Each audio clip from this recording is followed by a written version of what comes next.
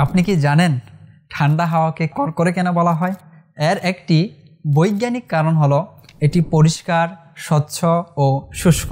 এই ঠান্ডা হাওয়া গরম হাওয়ার তুলনায় অনেক বেশি পরিষ্কার, কারণ এতে দূষণ বা অন্যান্য উপাদান মিশে থাকে না। আর ঠান্ডা হাওয়ার সুবাসও গরম হাওয়ার চেয়ে অনেক ভালো। গ্রীষ্মের তীব্র গরমের পর যখন শীতের প্রথম ঠান্ডা হাওয়া বইতে শুরু করে, তা খুবই মনোরম লাগে।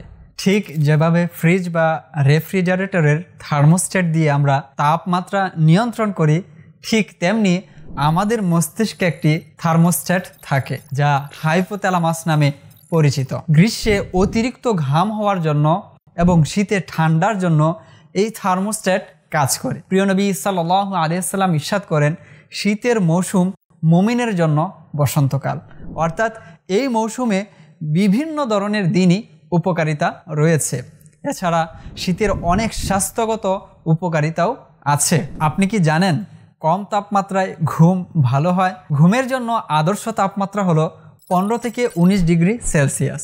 আর শীতে ক্ষুধাও বৃদ্ধি পায়। মনে রাখবেন, আমাদের শরীরে দুই ধরনের চর্বি থাকে, একটি হলো সাদা চর্বি, আরেকটি হলো বাদামি চর্বি। সাদা চর্বিকে খারাপ চর্বি বলা হয়, যা শরীরের স্থূলতা সৃষ্টি করে। আর বাদামি চর্বি ভালো, এটি জ্বলে শক্তি উৎপন্ন করে এবং আমরা সেই শক্তি ব্যবহার করি। বিজ্ঞানীরা গবেষণা করেছেন কিভাবে সাদা চর্বি স্বয়ংক্রিয়ভাবে বাদামি চর্বিতে রূপান্তরিত হতে পারে। জার্নাল অফ ক্লিনিক্যাল ইনভেস্টিগেশনের গবেষণা অনুযায়ী শীতে এই সাদা চর্বি স্বয়ংক্রিয়ভাবে বাদামি চর্বিতে পরিণত হতে পারে।